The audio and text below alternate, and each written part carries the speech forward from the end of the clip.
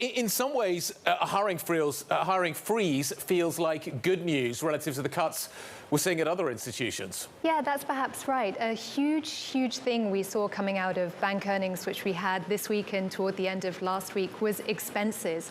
And banks were really punished for not getting a handle on expenses. You saw with Goldman Sachs, its shares were down because it posted operating expenses that were some 11% higher. And that trend was seen across Wall Street for those that also guided to higher expenses or posted higher expenses.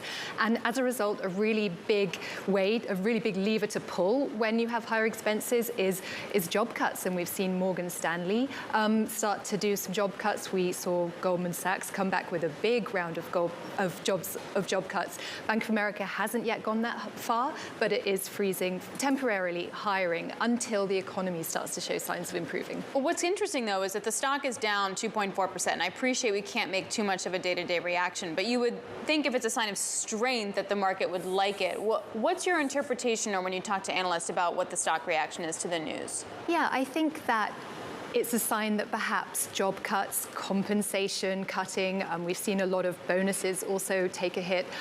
Those perhaps aren't necessarily going to be enough for banks to avoid seeing their profits sapped by expense cost rises this year.